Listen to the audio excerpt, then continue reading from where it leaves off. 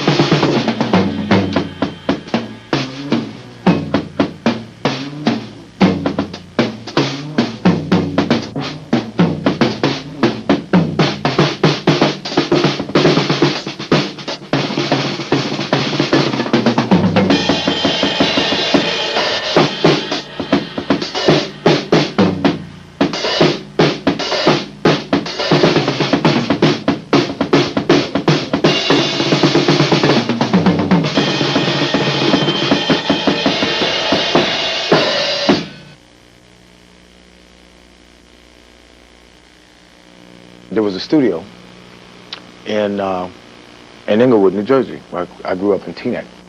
And the studio was called, the first one was called Town Sound.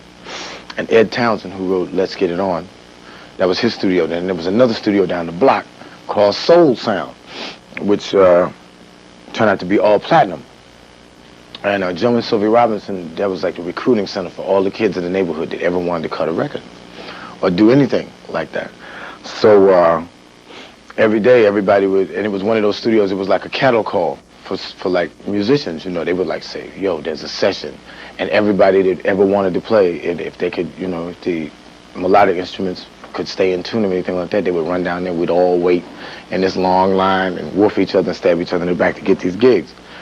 At any rate, the person who got the most gigs got on staff. And the beats that were happening along that time that was happening was Motown records were really hitting then, and Ringo Starr had a large influence on a lot of drummers that were playing because he plays in impeccable time.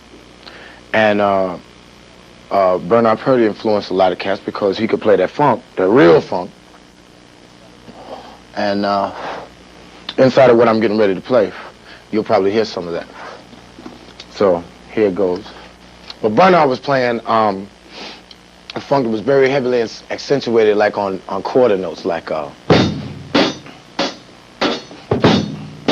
this thing was played all inside of the quarter notes, like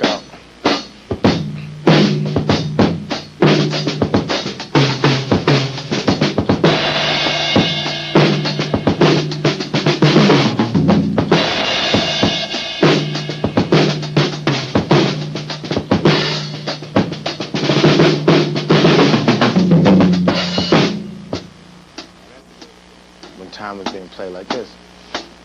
Now, that was only, to me, as far as my interpretation was concerned, it was a slight embellishment off of what was going on in the Motown things, which was taking a lot of this quarter note feel that is happening here, and they would take that quarter note feel and they would put it on the snare drum. And every time that there was any play at all or any embellishment off of that time, it was done on the foot. And that sounded a little something like this.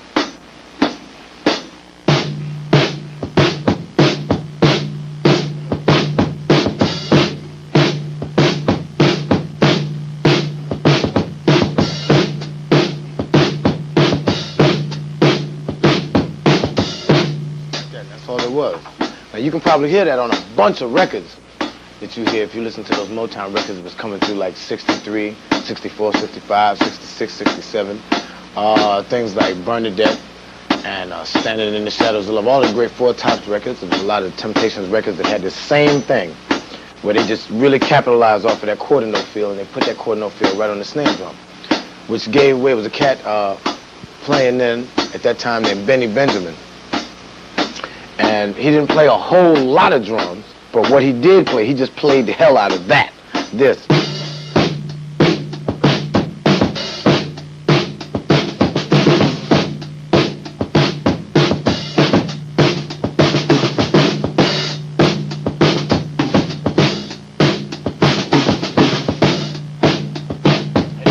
Famous fill. Came right at that. And at that time it was so easy to play that fill because the whole accentuation was in a very good body motion. Your body motion was going this way, and every time that your fills was on the beat, you were automatically leaning toward your crash cymbal, thusly.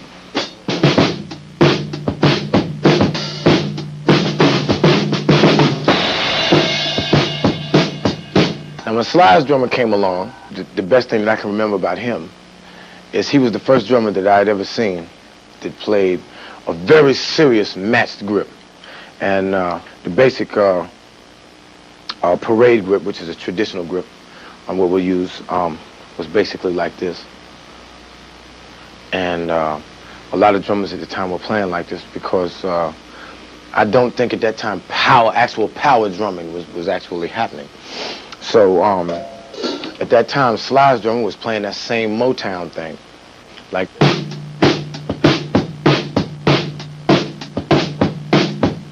But what he was also doing was he just picked up the tempo on it, and that particular beat represents another feel altogether once the tempo goes up on it.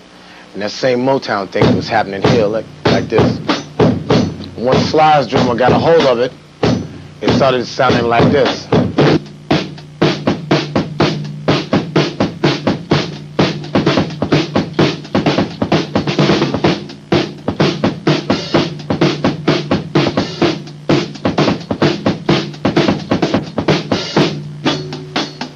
I can remember there were a lot of records that came out in this tempo. And it was still heavily accentuated on this one thing,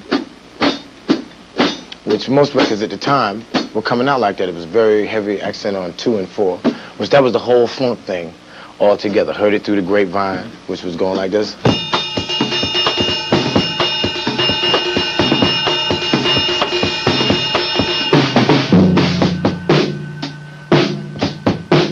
Same thing was coming back to those quarter notes.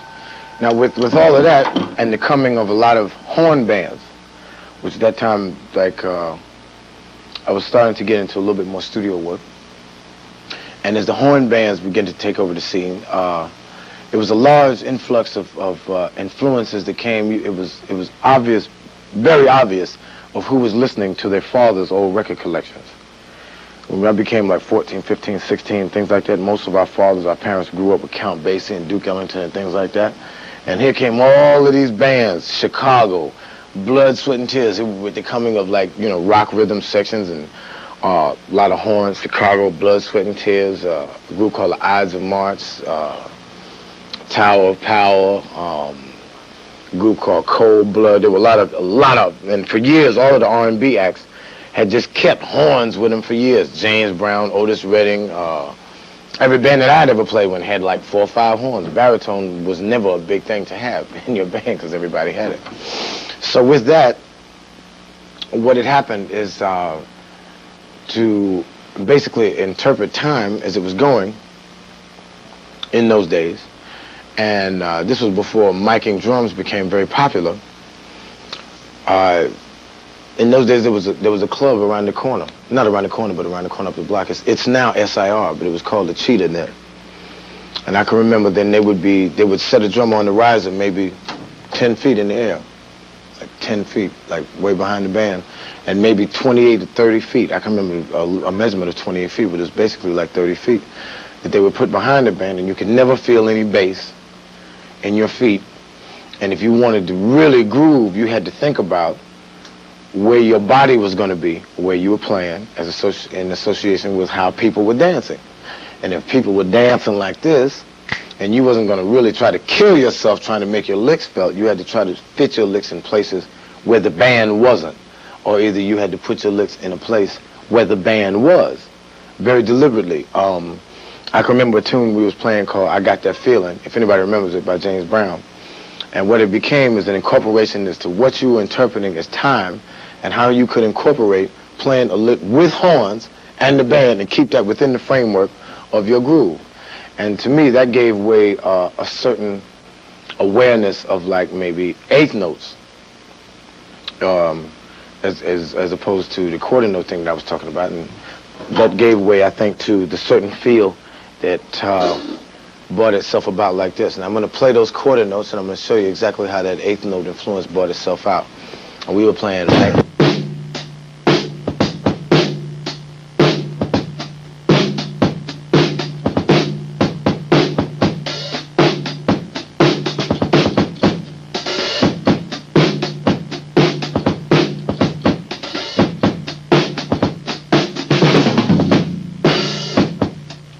What had happened is when that eighth note brought itself into the picture as far as a lot of records were concerned, you could hear this on a bunch of records in the late 60s. You could hear that eighth note, 1, 2, and. You could hear that and of 2 on a bunch of records, like...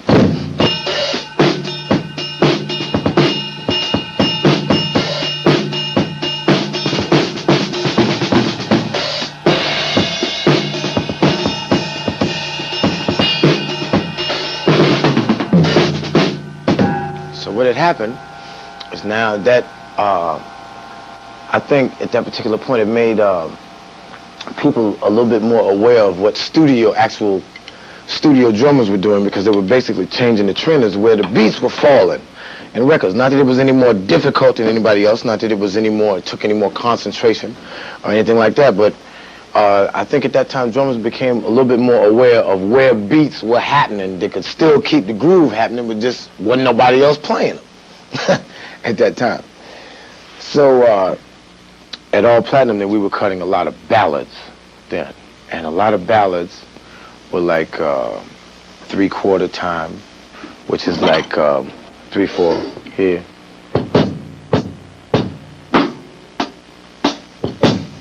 3/4, 6/8 time. 6/8 is basically the same feel.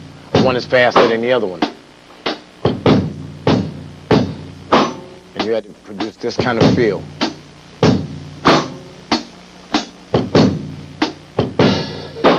Now at that time, when that feel was going on, the only time that the drummer basically had a feel, which is customarily when the tunes were changing, like from the verse to the chorus. Nothing that interrupted the basic motion of the movement. Now at that particular time, I think the most important thing that I learned as far as playing time like this is that playing time like this, you were there and you had to be solid, but your whole function was to just push the arrangement along, never to beat it, but just push it along so that everything that your body was supposed to do, it was doing it because you were playing it that way. So you ended up putting up little things like that that kept the feel going, but it never did interrupt the flow. Now at that particular point, I think that people became more aware of the fact of like body motion. Where is your body while you're playing in the chair? Where is it? If you're rocking, if you're playing something that's just pushing the arrangement along like this, how do you do? If you're rocking,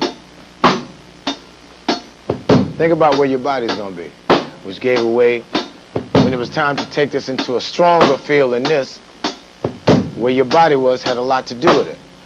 Now if you're backbeat, if you're right-handed like me and you play your backbeat on your left hand, what was basically happening is I would always be way back here when it came time to bring it up and play on the snare drum, because that's where your body is.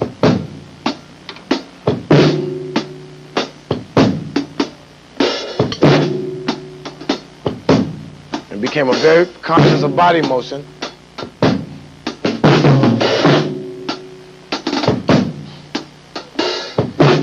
became aware of body motion in a tempo like this, it made you very conscious of how much time that you had to do whatever fills that you wanted to do within the framework of the arrangement or the song or whatever.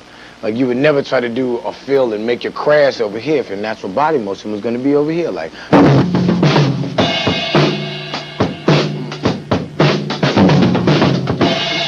your body is exactly where it is. Now, I truly believe that for you to sound strong and for you to get your attitude across in your plan, don't ever try to do anything to deceive where your body is, because your body doesn't tell lies on anybody. If you try to sit back in the chair and you try to play to a particular area, like this cymbal area or this tom-tom area, and your natural body motion is back here as you're grooving, there's no way that this is going to sound strong if you play it over here. Example is like...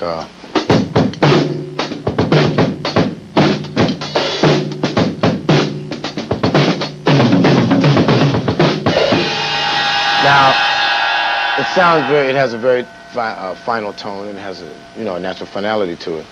But for me to make that crash, as far as my body motion was concerned, I would try to make it over here if I was leaning this way, thusly.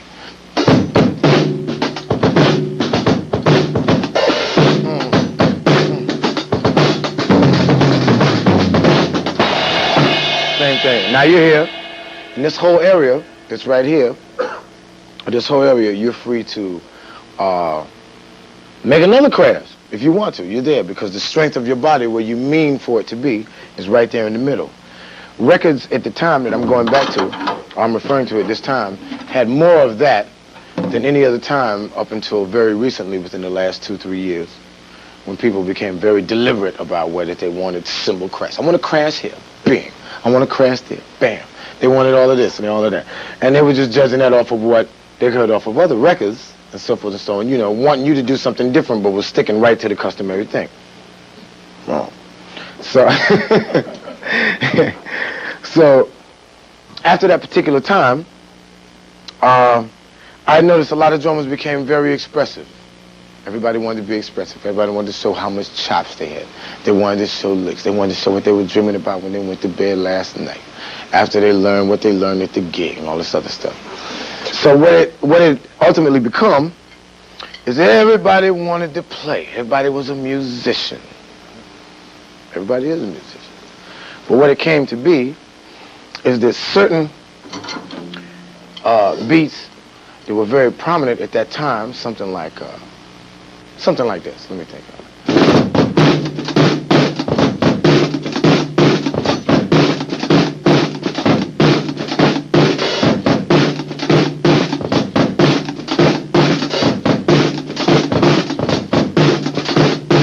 What ended up happening with that is, by the time that you brought that to the studio and you would try to use that actual beat in a record or a track where there was, the sound was mixed and everything, and it was, perfect separation on all your drums, what started happening is this field, people started noticing that there were many different ways to play the same notes.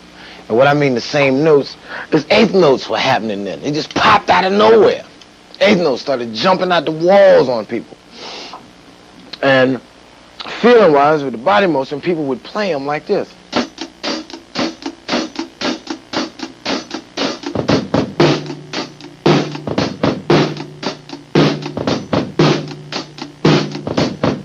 Now, with that motion, it would give you this.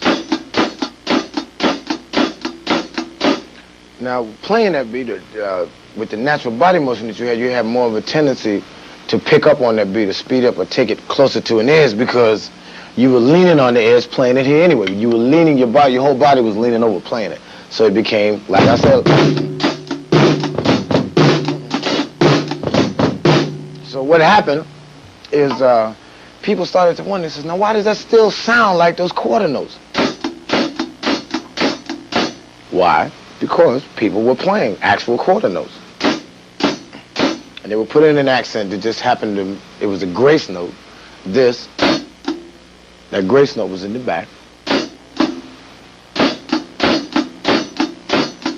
So you started getting all of the note value of the quarter note, but you never got the actual feel of the eighth note that was behind it.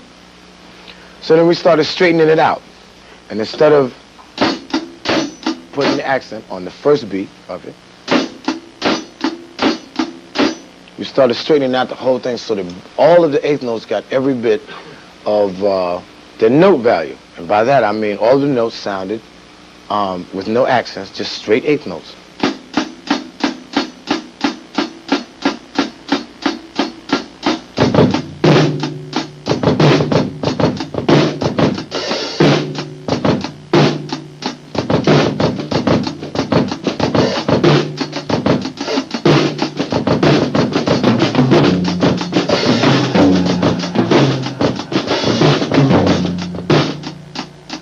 What that did is that made a beat when people were dancing that time, and the dances that people were doing then were basically leaning over.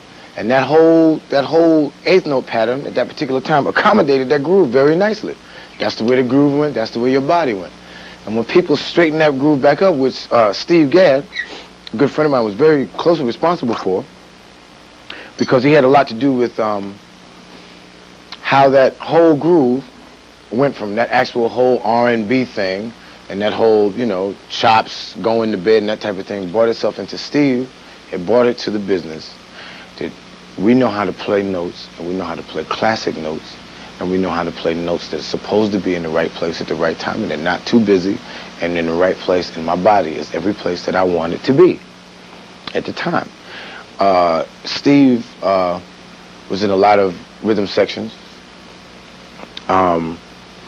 At that time, Van McCoy was very hot. He had introduced a whole new business concept to the business. It was the hustle, as people started dancing and touching each other again. And the tempo at that time was like, it was very easy. It was about right here. Remember that? Right? And at that time, Steve was doing very classic fills because his fills covered all of the places where his body was. Like if he'd be playing.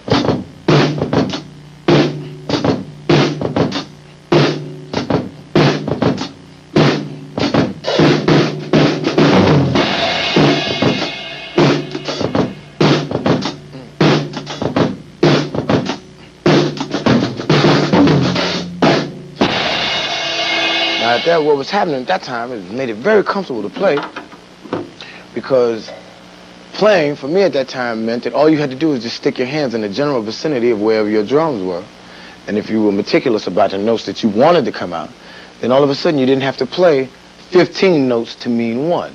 And what I mean by that is a lot of times people would play fills that started off with a lot of notes, and it was very unnecessary, something like this, inside the frame of a groove like this.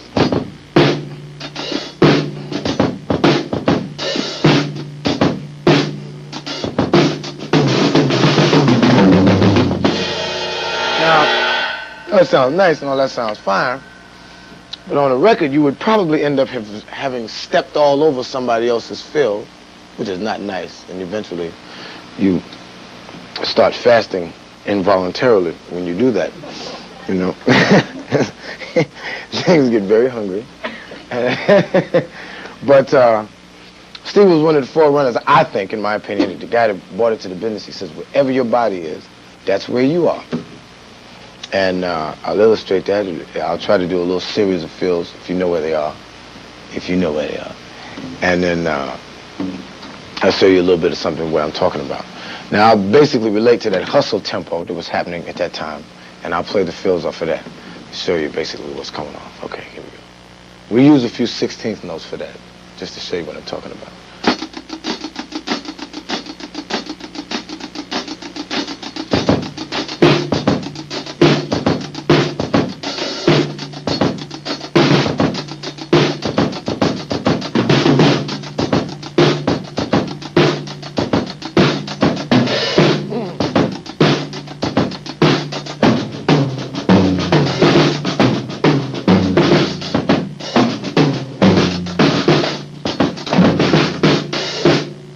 Every place that I was at that particular time, my head was as far as this far down, my arm was as far as this far up, this arm, and I'll probably do, well, wait a minute, I'll do something with this arm and show you exactly what I'm talking about as far as that body motion is concerned.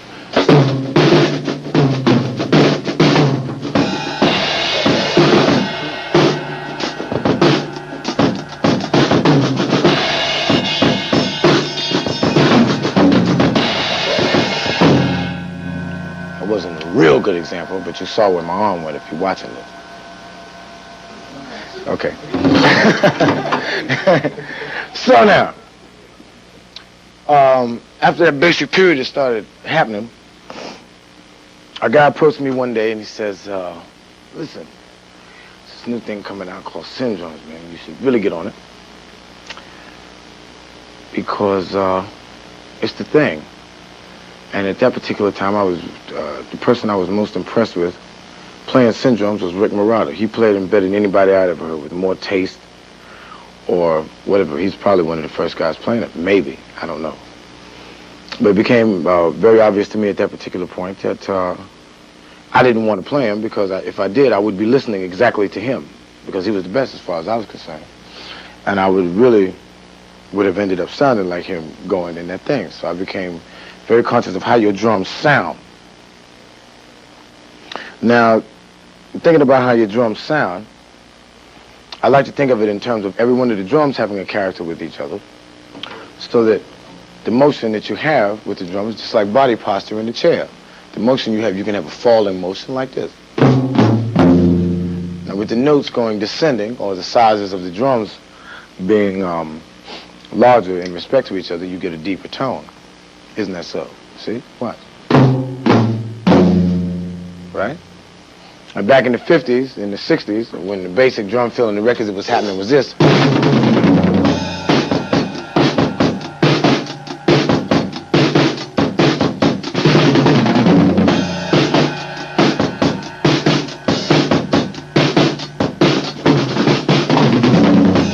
You got that feel, and the whole American, well, matter of fact, the whole world was listening to rock and roll, or basically any kind of popular music at that particular time was very used to drums having a finality that basically ended on the floor tom. Our whole culture was geared for that, just like you knew you could get a candy bar with a dime at that particular, you can make a phone call with a dime, you know. People basically look for this. You know what I mean? Okay. So, I said, oh, that sounds nice, but we have to sound different. We have to sound different. So, after a lot of the things that came in with Steve, that Steve was doing, bringing it back up, you know, early into the 70s,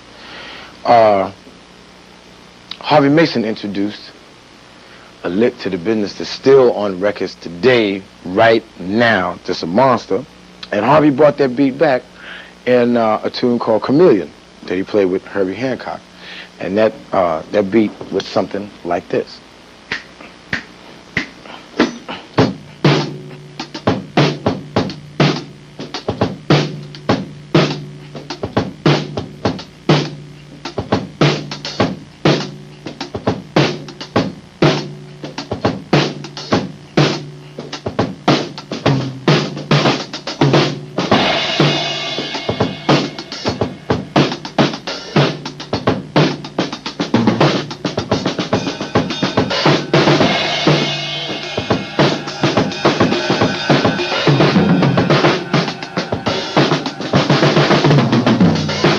Now, with that,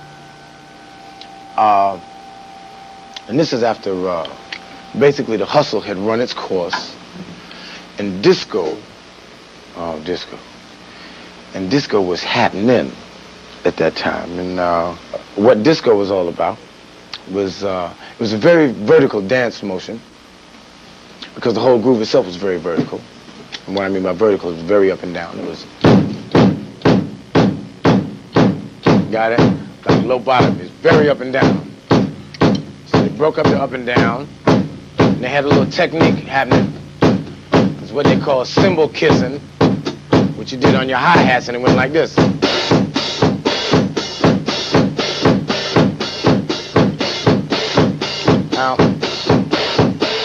Now, when I put all of this together, I basically show you where, with the hand movement that you had in your right hand, all you were basically doing was just helping this tempo along that I established with this hi-hat like this. Just to make the note thicker, it didn't really change the sound, it just made what was going on louder, and then add to it and forward to it, and you had disco.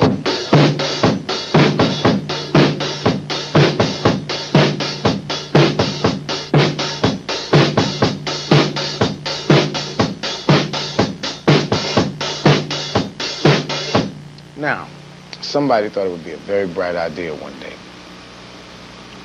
After cutting about 5 or 6 sessions, 5 or 6 tunes in a session where he was really tired and he didn't feel like playing disco the rest of the day, he felt that he should augment the beat. So all of a sudden, this went to this.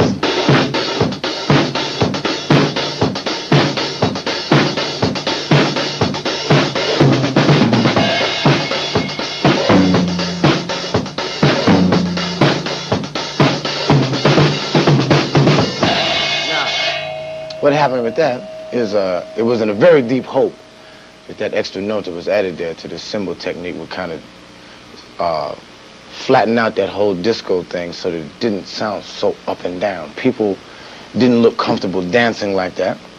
They didn't look comfortable walking like that. They didn't look comfortable grooving like that. Or it didn't look comfortable to me. So, and I never believed any rhythm should just ride along, and people would tell me that just play the lobotomy groove on sessions and things like that. So I never believed in time being just time, because time is the essence of all music. Even if it has no time, they'll tell you that it doesn't have any. But time is the essence of all music. Or I can't play a gig by myself. So what it come to is after the whole disco thing, people started looking around for something, I think, again, that just felt different. People, I think, were trying to get back to a very horizontal motion when they played or when they danced, because people were dancing horizontally. People were breathing when they danced. You know, it wasn't just straight up and down, and it didn't feel like straight up and down no more. People were moving like this. Now, when I'm playing, that's what I'm doing in the chair, because, you know, you watch people dance at concerts and all this other stuff as they're doing what they're doing, the records they dance to, and so forth and so on. So we try to devise ways that you could play, and by you playing, people could see exactly how you were grooving to what you were grooving to. So we started getting away from that whole disco thing, and we started getting basically back to that funk, taking all of the notes out, all of the notes. We went from going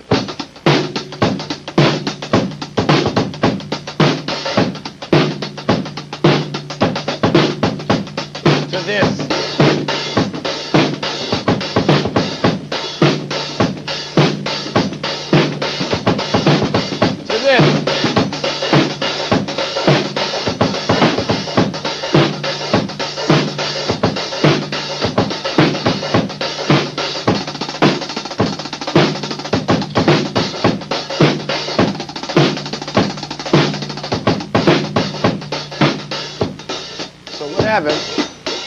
We said, why we need all of them notes?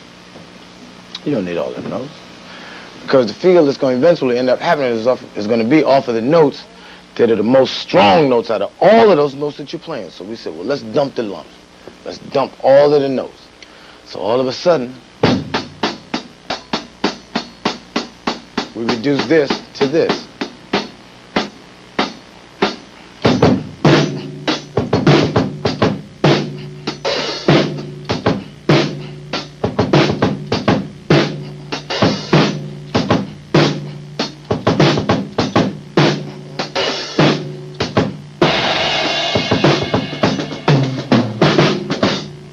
So maybe we need to dump some more notes just out of that field to make it happen. So he said, well, how can you dump any more notes than quarter notes? There's the time right there. So he says, well, maybe take half of that.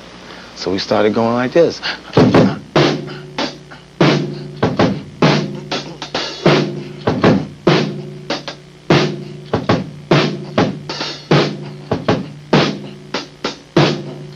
Now with that one little move right there, that just gave me an idea.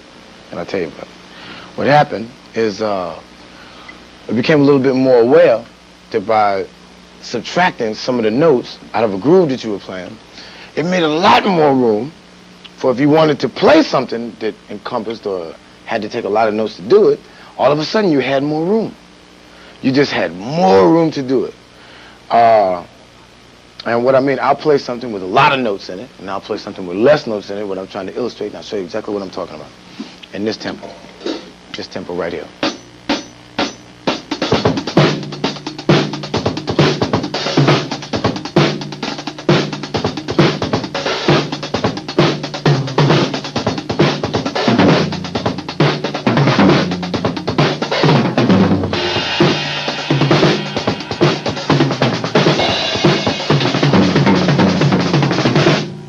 that. Now, what happened is we took all of those notes out of that tempo and we made it this.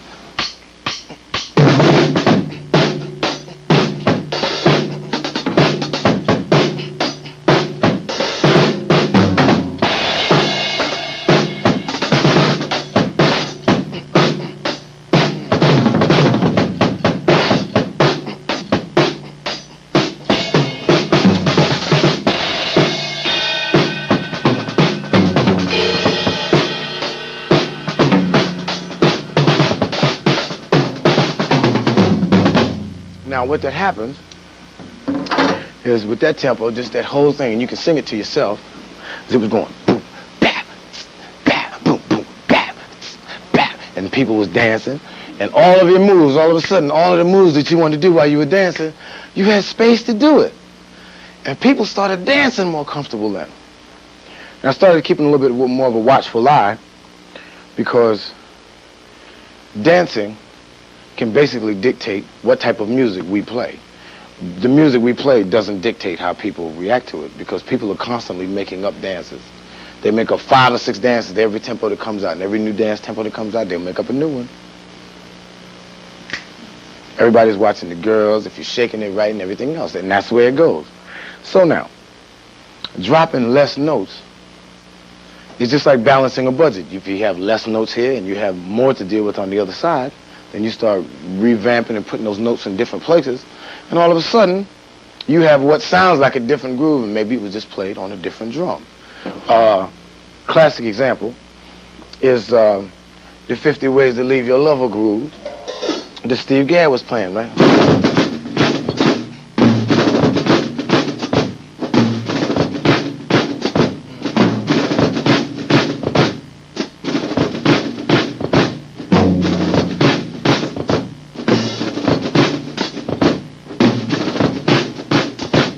Now this whole thing that I was playing here is basically an old shoe shine parlor groove that comes out of New Orleans.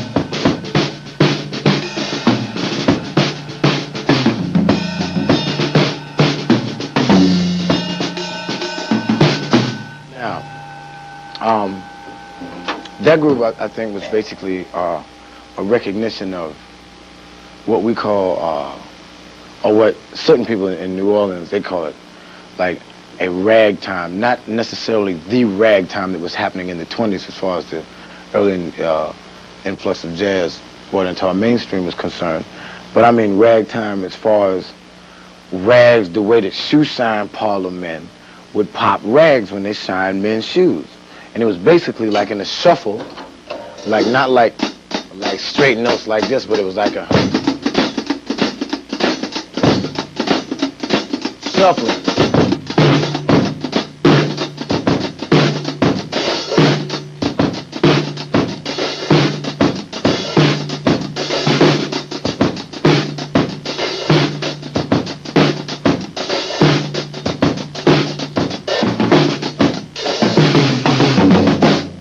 With that shuffle, when that shuffle opened up as becoming like that particular shuffle, that Louisiana rag shuffle, you could go into any date and the producer would be able to tell you that very clearly. Give me that Louisiana rag shuffle, and you'd know exactly what he was talking about. Or he would talk about, give me that meters groove, which was brought into our mainstream by a bunch of guys in New Orleans called the Neville Brothers, or a lot of people recognize him by the Meters, or Alan Toussaint. But Alan Toussaint was the cat that put slow funk, I mean real slow funk, back into the groove, something like this.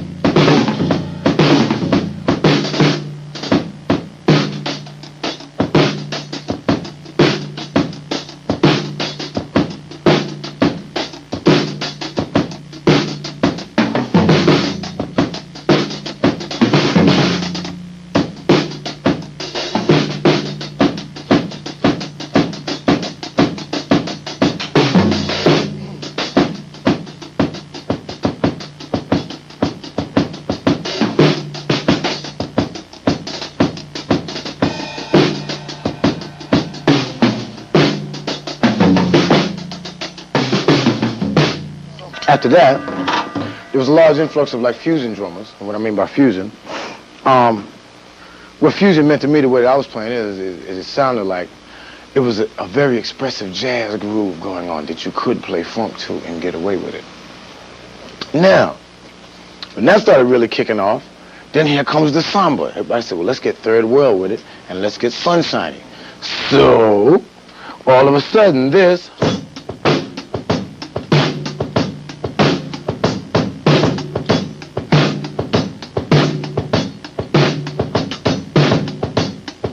became this.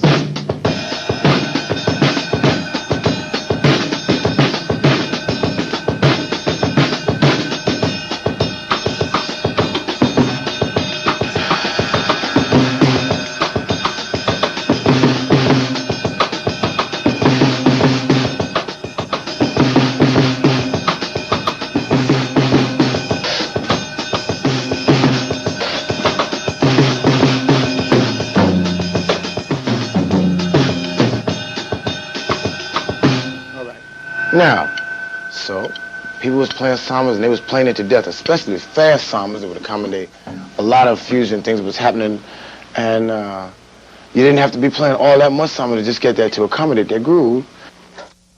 After, people started becoming hipped up to a little bit of samba, they started to say, well, how can I take some funk and put it in the samba and make it sound like a funk samba? So, as people were playing sambas, they were going like...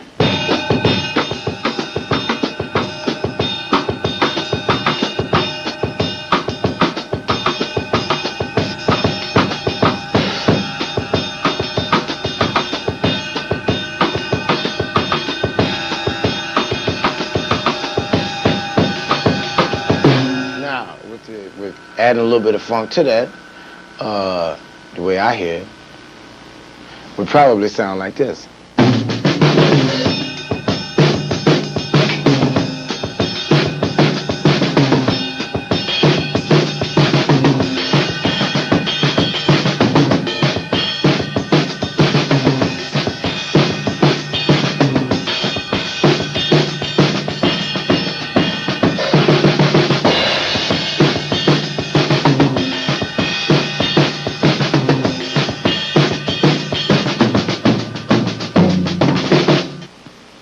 I had always wanted to be a person that could play drums in the studio, and the producer would say, "Well, give me that real fast feel that you were playing before," and you would go like this. You'd be playing your groove, and all of a sudden you do a fill, and you go.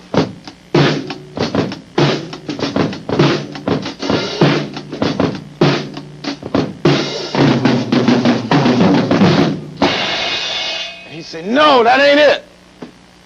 So I said, "Oh, okay. Well, let's try this." He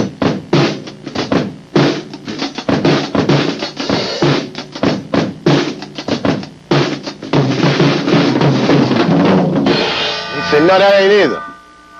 So it finally get around to the point where I would play a very simple fill that would catch his imagination, maybe something like this.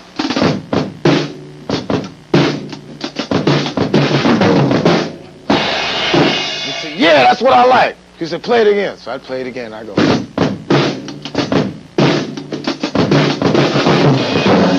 He said, "No, that ain't it."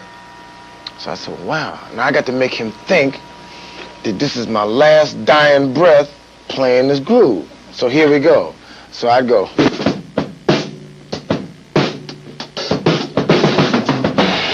Like, he said, "Yeah, that's it. Why didn't you play that before?" I said, "Aha." So now, it became very obvious. I said, if that man is sitting back across the other side of the glass in that studio and he's looking at you and you don't look like you're having a ball, and he ain't going to think that that's what it is that you just played. So I said, oh. So now, with that body motion thing, I started incorporating more of that back into the way we were cutting records. And I can only illustrate again by something I would play.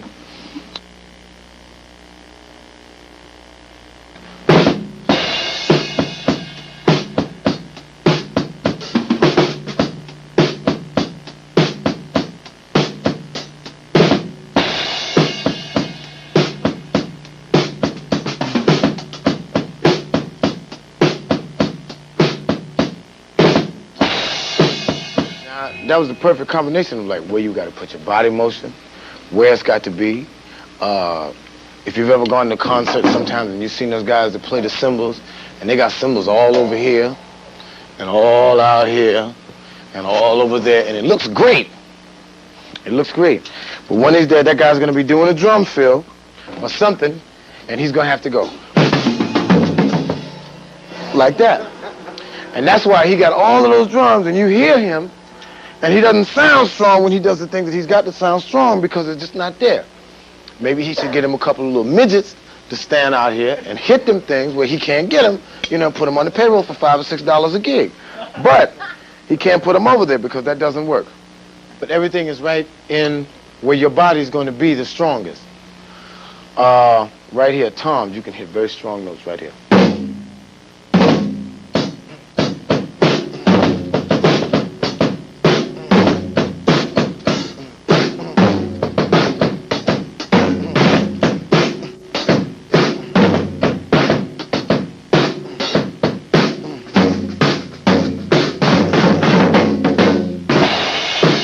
Now, the tom-toms are very close. They're right at the edge of your hands so that you never have to reach to play. The minute that you have to reach to play your drums, you're going to hurt your body.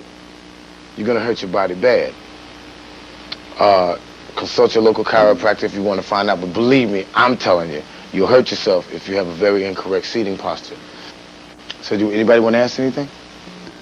Who do you think in particular was responsible for bringing the 16th note, you know, in? You talked about Purdy being influential with the quarter note.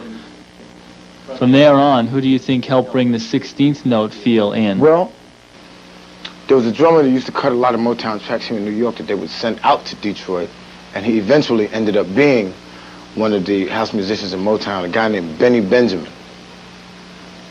That when he incorporated that snare drum, that quarter note snare drum feel on the snare drum, the thing that accommodated it the most was some 16th notes, which that's what made that quarter note feel so spaced out, because there was 16ths enough happening on the top.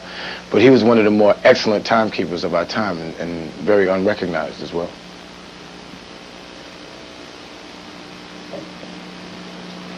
Do you do any type of body conditioning, like for physical strength? Yes, I do.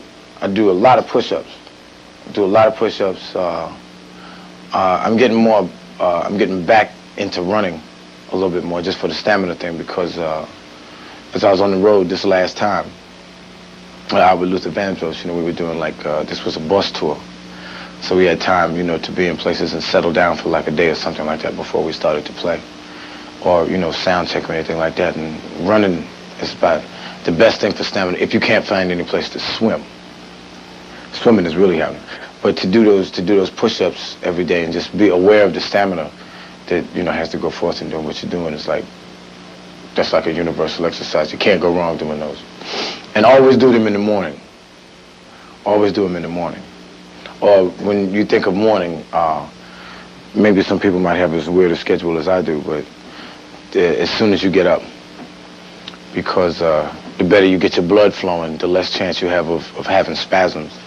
And when you're doing, say, a concert tour, especially this part of the year where it involves switching climates a lot and going, say, maybe from Miami today to Chicago to go to the show. Now you can't take a shower and just go running out because it's 20 degrees.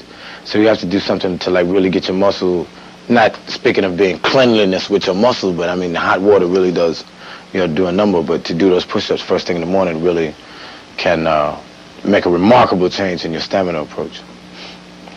That young lady, that young gentleman right there? Yeah, go ahead. What other kinds of exercises would you recommend? Well, anything, you can run, you can do push-ups, you can swim, you can do, you know, whatever, as long as it is basically related to, you know, your stamina approach. There's a chart that you can get. I think they have them at those Herman's sporting goods stores. That there's like a set of stretching and a set of like toning exercises that you can use for whenever you sit down to play, which is actually the chart that you use for racquetball. But it works for drummers. I have a little stretching program that I go through. take your sticks like this and put them in your hand, and hold them with your palms up like this. Can you get all of this? And then hold on as tight as you can. Hold on to the sticks as tight as you can, and turn them inside out. And keep hold on to the stick. Do not let it go. And go up over your head as far as you can go. And then all the way down to the floor, and touch your knuckles on the floor. You might have to bend over a couple of times to actually get it, but you get it. I have one more question for you, Yogi. I thought that when you played the drums, you played with the tip of the stick on the drum. I noticed that you play with the round end. Yeah. Because more actual stick that attacks the surface of the drum, the more sound you get out of the drum. Now, if you can hear the difference in this on the soundtrack, I'll show you. But this does not sound as powerful as this. It just doesn't.